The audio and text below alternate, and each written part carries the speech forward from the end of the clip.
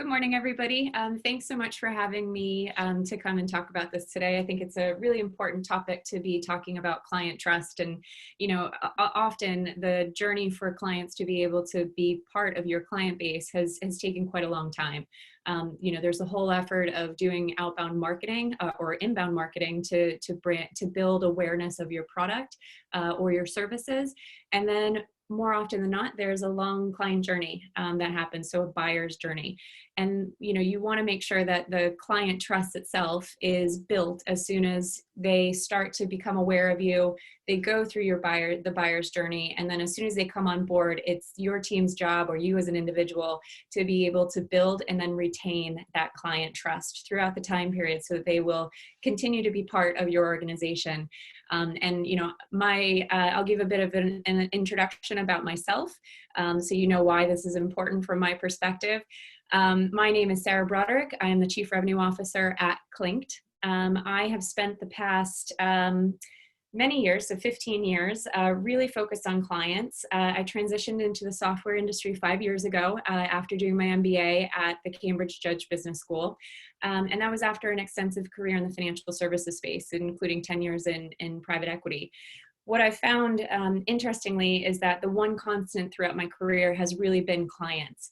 And so now, given my role as the Chief Revenue Officer, I have really discovered that the reason why a client will stay with you and continue to be part of your revenue stream and your reoccurring revenue really does have to do with trust. That's part of the reason why I actually joined the Clinked team. So as mentioned before, we're a software as a service platform. We also have a mobile application. We work with over 3,000 organizations globally in 22 countries.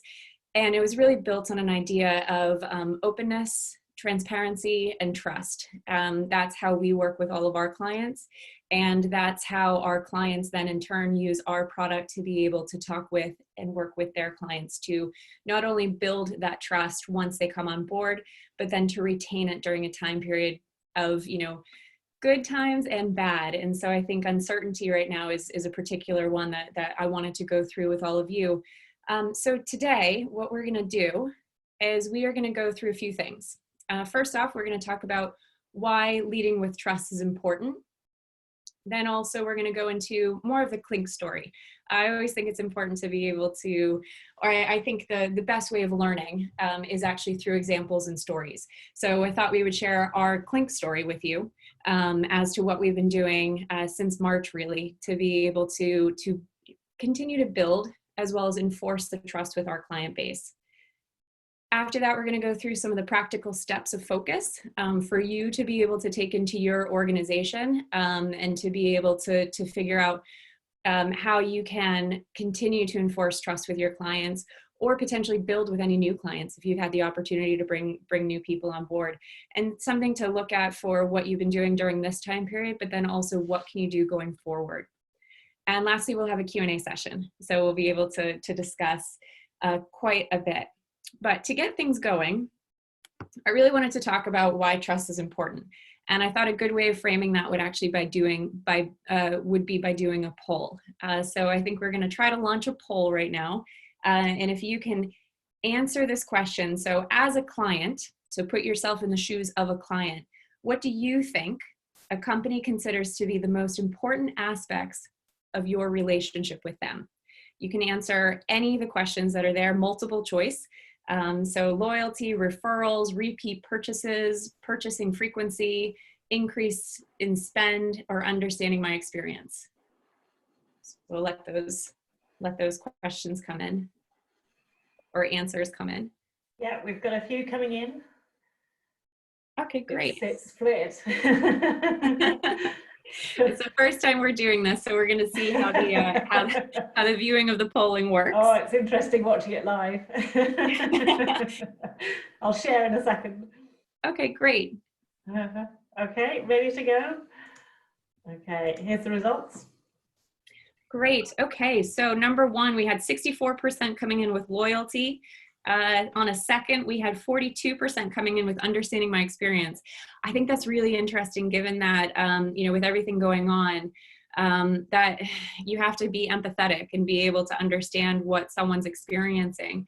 And that really does enforce a lot of what's going on. Thirdly, we've got repeat purchasing. Yeah, from a revenue perspective, you do hope that that is something that you'll be able to enforce. The reason why I wanted to ask these questions is I had been doing a bit of reading as to pre-crisis, what different organizations had thought was coming from the client's perspective. And I found a study by Salesforce Research that I thought was really interesting. Mind you, this was pre-crisis. So I think your answers there actually just gave a really solid indication of where things are changing. And this is why trust is really important. In the past, Salesforce had actually polled 6,700 plus consumers and business buyers on their trusted experiences. And really they wanted to be able to understand. At the time, they found that being loyal and giving referrals were two of the most important things, as well as buying more products or services. Lastly was the share my experiences, and mind you, the percentage is quite high. But what I thought was really interesting was that they did actually break it into generations. And I thought that it was interesting that the Millennial and Generation Z group, which is the group that's really coming up right now into more leadership positions and management across organizations, that was at 91%. So that was actually closer to the referrals and being loyal. And I think that shift, and this is potentially now going to be just the new normal, is that we as businesses, as non-for-profits, as organizations in general, we, as well as just humans, we need to think about the fact that, your world's not my world. Therefore, the best thing that we can do is be able to actually share our experiences and listen and learn from each other. So with that, I wanted to bring up another bit of research. So leading with trust. At Clinked, one of the things I found really fascinating, part of the reason why I joined the team, was that it was really built around the fact of being open. Of having openness and transparency. And two of the ways that we enforce that with our clients is that we have an open product roadmap. So that's open publicly. Anybody's able to go onto it, be able to add their own ideas as to how we can continue to develop our platform going forward. And then also we have an open API. A lot of organizations have closed APIs, meaning that you have to actually pay to have access to the API. But I really appreciated at Clinked that it was open, and we want people to be able to use our product in a way that works for them. And the reason why I bring that up is that I was doing a read through the Harvard Business Review, the latest episode, or the latest edition. And there was a really great study in there, a really great article by two people that actually had to do with begin with trust. And I really do think that you have to, anytime you have a relationship, it's two parties that are coming together to make an agreement in some way, whichever it is, if it's a service, a product, personal relationship, there's trust. That really is a cornerstone within that. And I really appreciated that they very clearly outlined what trust really means. And one side of it, you have authenticity. From my perspective, I think that this really should be the top of the pyramid. You really do have to be your authentic self in all your relationships. And that includes work. That includes your professional relationships. It includes the relationships you have with clients. Clients are coming to you for a reason because they have a need and you have a solution, whether it's a service or a product. And you need to be authentic about how you actually have those relationships. I think what's been going on right now, given the fact that you are here in my home, we all get to see each other in a different way. The mask has really been removed. And so you can actually be much more authentic and bring your own self into every situation. So that's I think, a key point of trust. In addition to that, there's empathy. So that goes into, when I was at the Cambridge Judge Business School doing my MBA, one of our key learnings was your world is not my world. And I think what that means is the fact that my experiences are what they are.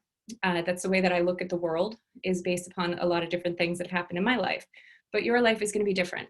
And the same thing is very true with all of your clients. And it's something you have to take in to every conversation that you have with people, and make sure you ask questions and you do it from a point of empathy to be able to understand where they're coming from. And lastly, it has to do with logic. So from a logic perspective, you know, we all try to remove as much emotion as possible. And so we come into logic.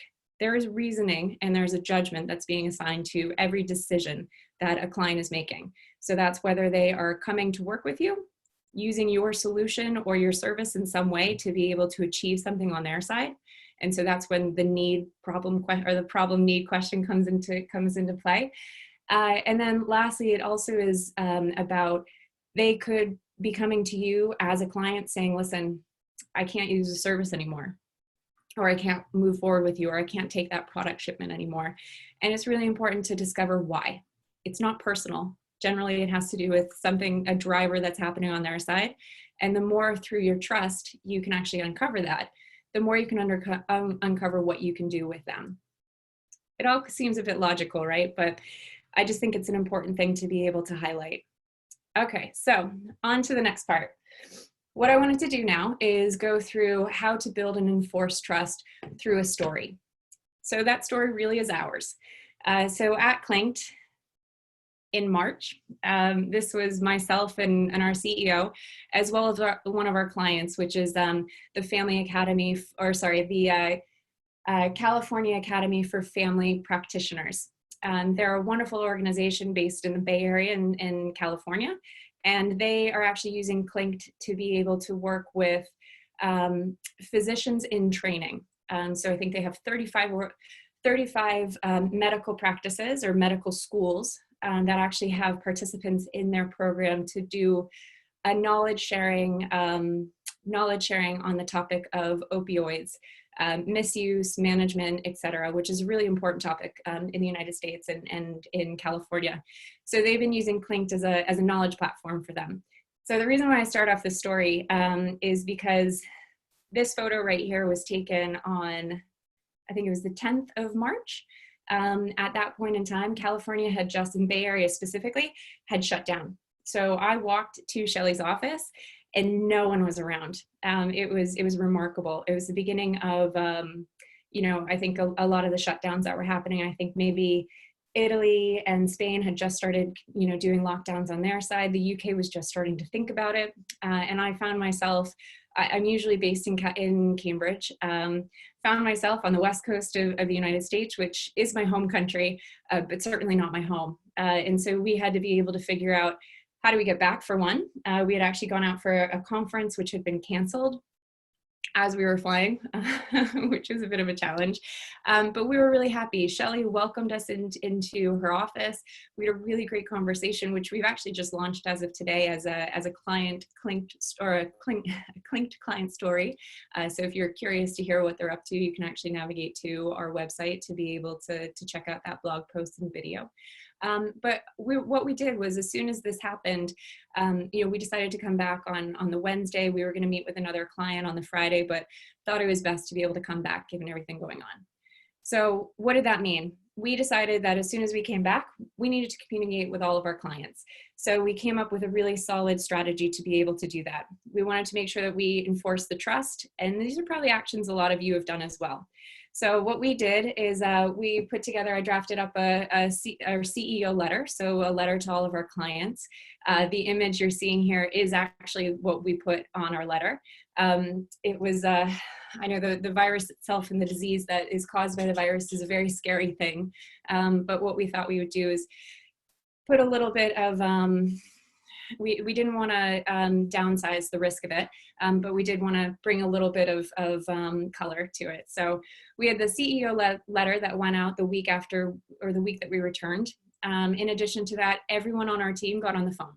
We called every single one of our clients, and we really wanted to talk to as many of them as we possibly could get through to be able to, one, acknowledge what's going on, and two, to be able to thank them. Thank them for their use of our product, thank them for any additional use cases that they have, and say to them, if you have another use case for Clinked, please let us know.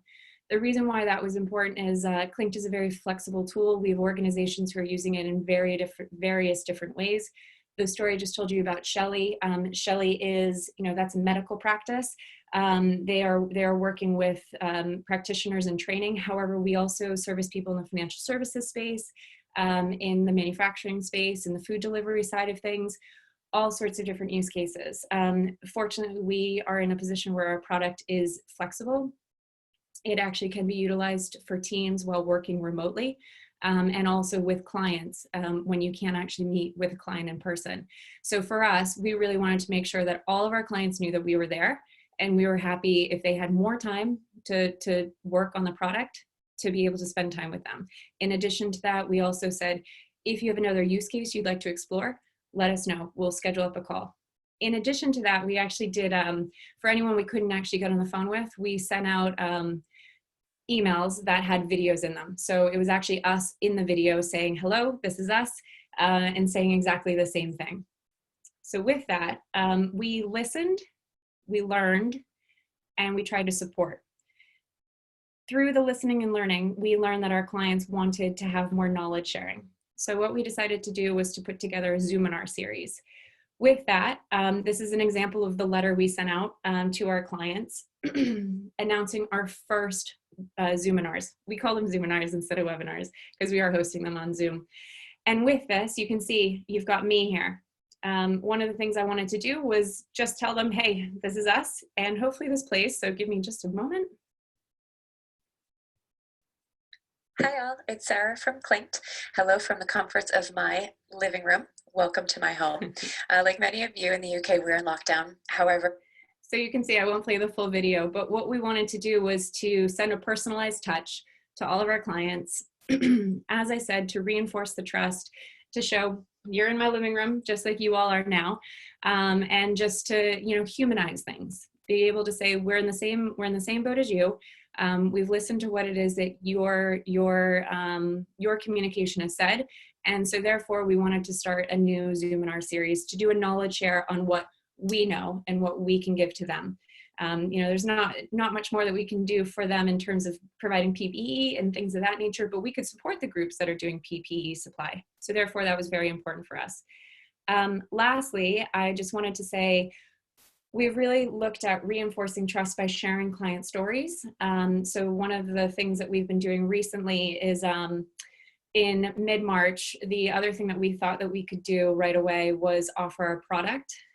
So we've pledged $250,000 worth of Clinked software to any organization that has a COVID-19 specific initiative.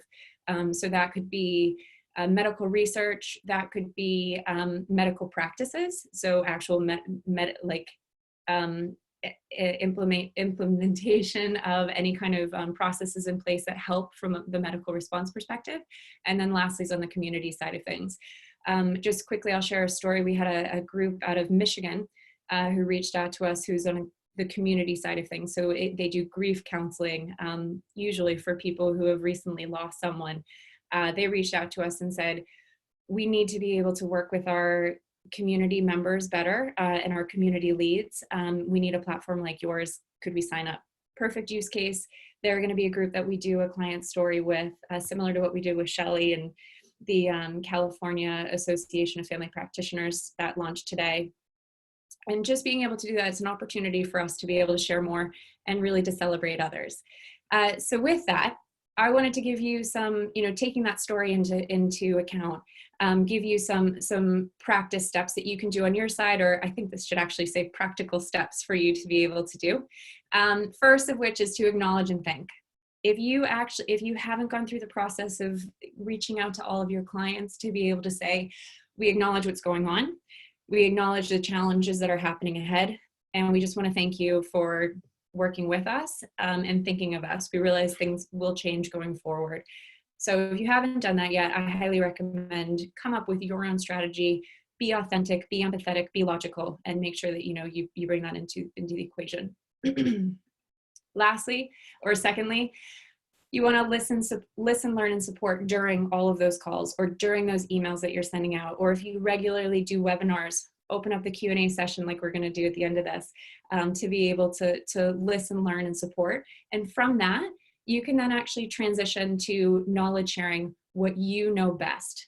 All of you are coming from organizations where you have a specialty. You have the ability to be able to service someone in a particular way, whether that's a product with a particular use case, or it's a service that you have with particular use case, both of which can be adjusted. So you need to be able to listen, learn, and support to be able to then adjust and start to do your own knowledge sharing. Lastly, celebrating others. One of the best things that I found is that those organizations that give thanks to the people who work with them, or elevate those people and do, say, co-marketing without even being asked, those are the ones who are sharing the experience with their clients. They're the ones who are actually potentially going to have clients who stay with them for longer because they recognize that they've actually been celebrated in some way, which is great. So that brings me just back to the leading with trust and, you know, the pyramid we talked about before. So if you take anything away from this conversation, it would be these steps, as well as, you know, the leading with trust and making sure that, think about your authenticity, making sure that you're empathetic, and, you know, remember, your world is not my world's not your world. We have to be able to be empathetic and think that through. Doesn't mean we have to be soft. It just means we have to think about someone else's story is different. And then also be logical in what it is that we're doing, making sure that we remember it's not personal. Take away the emotions of things and think about this from a logical perspective. The now is the now, but if you can do things that will give you a long-term win, that's going to help your businesses and your organization, and potentially, you know, or will actually drive the trust and potentially actually drive more revenue for your groups and or for your organization in the future, if that is what you need. Potentially grants, things of that nature, whatever your currency is, or your capital. That's the important thing to do. And keep in mind, capital isn't always just financial. Capital has to do with humans. It has to, you know, so like human capital, so relationships. It has to do with knowledge. There's a lot of different forms of capital. So keep that in mind as well. With that, we have questions and answer period. And I realize we've only got probably like 5 or 6 minutes here, but if anybody wants to open up the chat to ask questions or put anything into the chat board, more than happy to discuss any questions people have around this topic.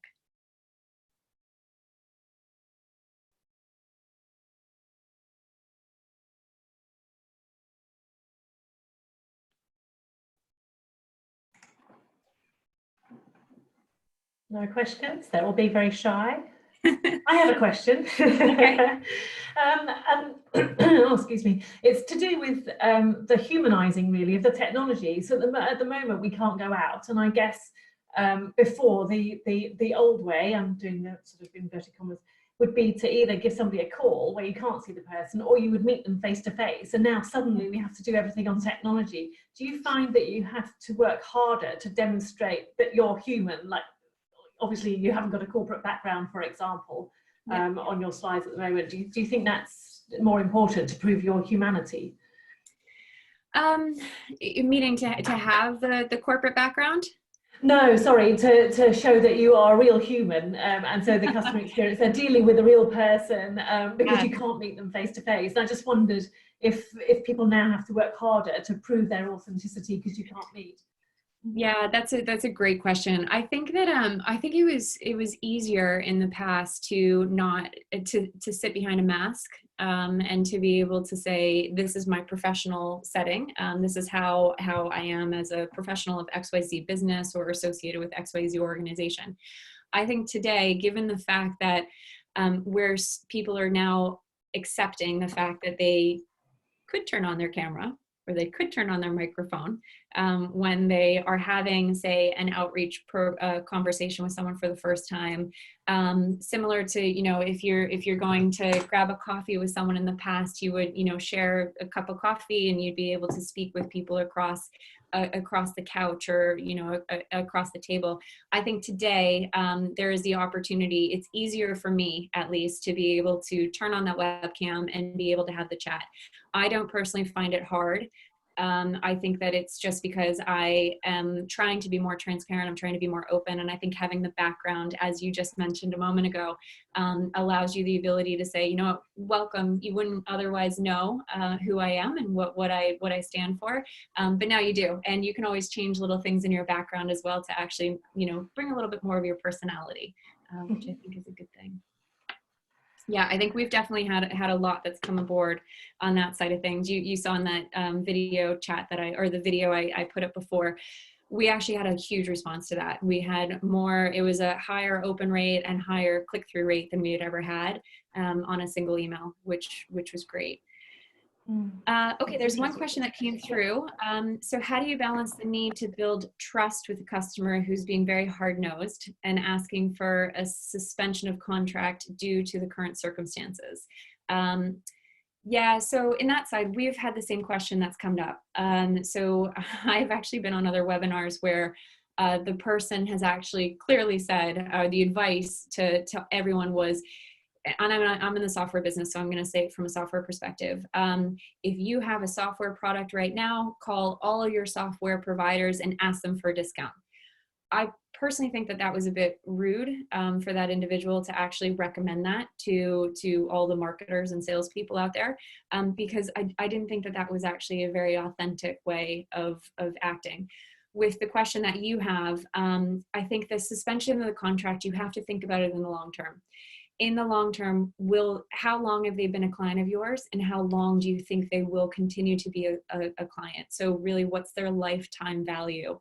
And in that, if you have a suspension of a contract for say 6 months or a year, is that going to actually help you have a longer lifetime value or a higher lifetime value with that customer than potentially saying, no, you have to stick to it?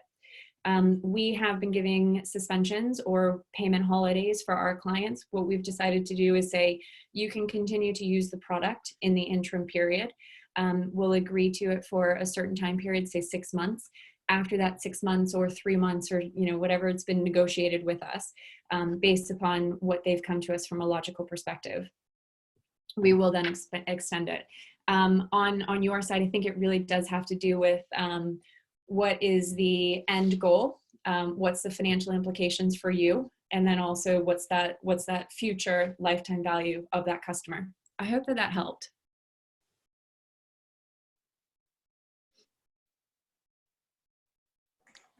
Yeah.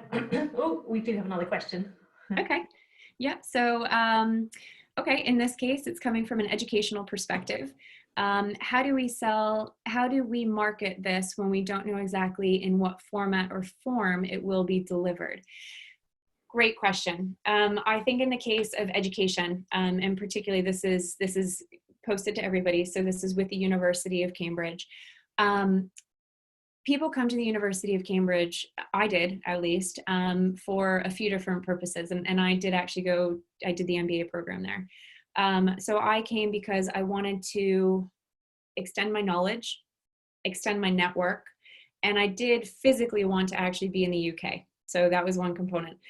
Those first two are actually something that you can do from anywhere. So as long as I have access into the program, so actually listening to the lecturers in the program and being able to participate live with other people, that achieves the first. Secondly is the expanding a network.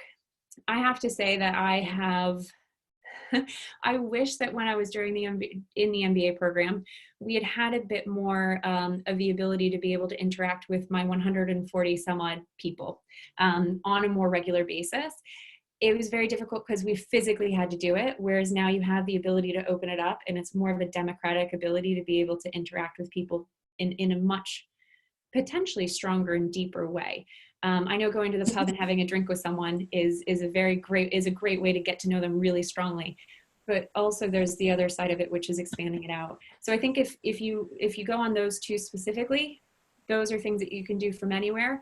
The physical side of it is potentially you can always say, you can come back and come and do a month program with us anytime in the next 5 years if you can't physically come at the moment. So I think those types of things might be interesting for you. But look at what you can control, and then look at what you can offer potentially for in the future when things are more normalized in a certain way. We had another question come in, which is, do you reckon the current crisis will foster the concept of ecosystem, especially amongst startups? Yeah, I joined a hackathon this weekend, a social hackathon this weekend, which was CAM versus COVID. It was a 72-hour hackathon. The problem was actually around how how can the University of Cambridge or Cambridge ecosystem help right now with COVID? And it was fantastic. I think there were 30 some odd groups that came together to be able to actually work on different problem statements. And I think that that's not going to change. I think that the crisis itself and the fact that we have such amazing technologies just like this right now to be able to work with each other and do it from the comforts of our home is fantastic. Yeah, sorry, go ahead. Sorry, did you want to expand on that?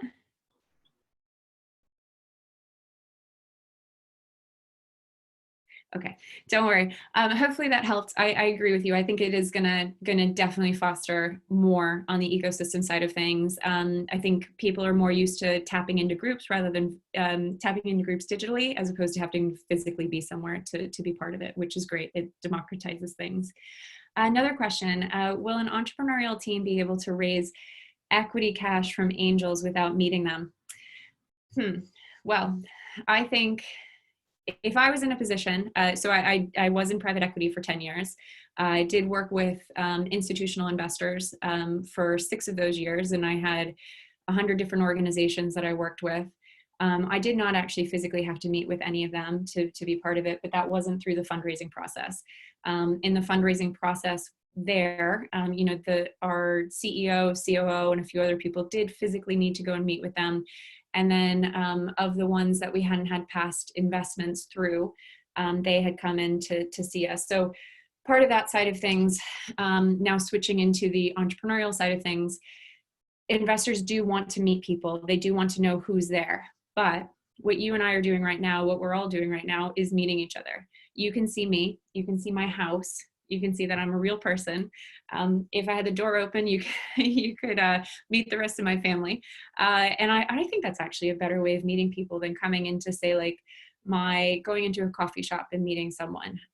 You can see more consistency, or there's more, I guess, if you want to use the term of like peeling the onion back, peeling the layers back, you can see more today by meeting someone like this.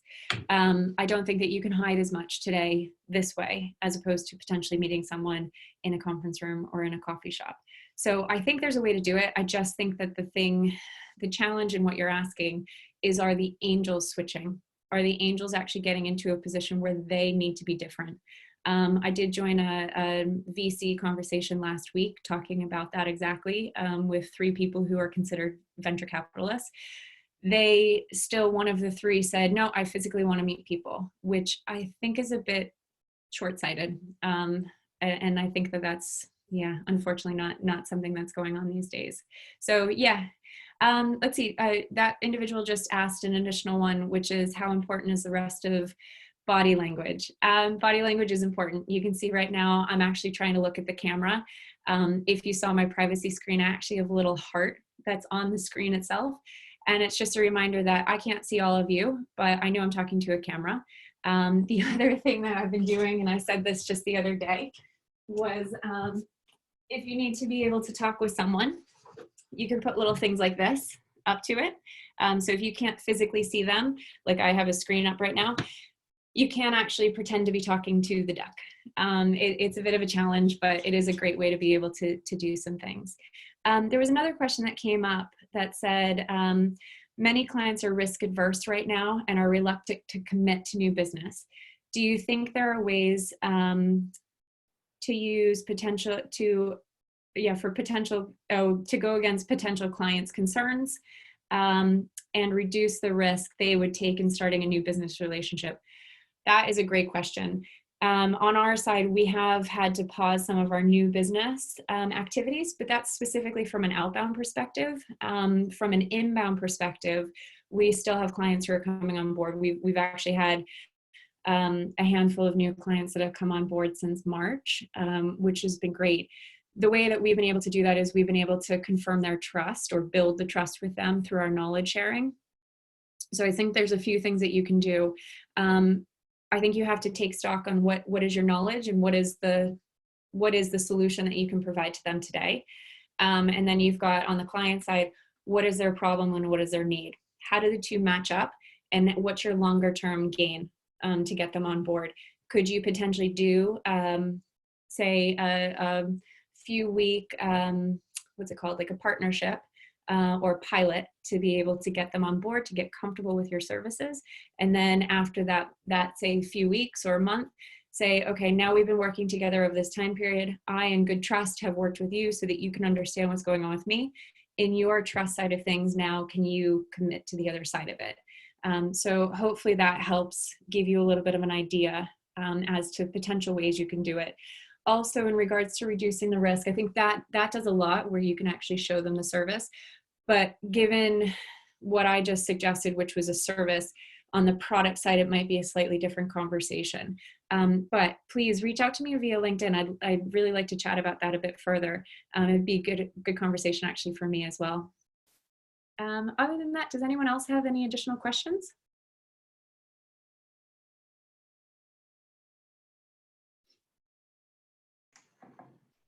It doesn't look like it, does it? I think we've got to the end. I Great. think it's time to show your LinkedIn details. Fantastic. Well, as I said, I've really enjoyed talking with all of you. Just a reminder, again, my name is Sarah Broderick. I'm the Chief Revenue Officer at Clinked.com. It would be great to be able to connect with you via LinkedIn. Also, if I can ask, if you can follow Clinked, you'll be able to see more about our story. And also what we're going to be doing in the coming months. We're doing a lot more around the client stories and sharing those. And we're also taking the opportunity to be able to do more Zoominars. So we're now doing them twice a month. One is our Clinked 101, and then also more about the knowledge sharing side of things. So definitely follow us on LinkedIn, connect with me. And it's been really nice to talk with all of you. Thanks so much for joining and listening. And Thank you very much, Sarah. Fantastic. I think I've learned a lot, actually. I love those Zoominars. I'll definitely follow you on LinkedIn as well. Thank you, everybody, for coming. Thank you, Sarah. We'll put the video when we've edited slight bits, the beginning and the end, and put it on our YouTube channel so you can catch up with it there. Great. So, perfect. Thank you. Thanks very much. Thanks all. Best of luck. Bye. Bye.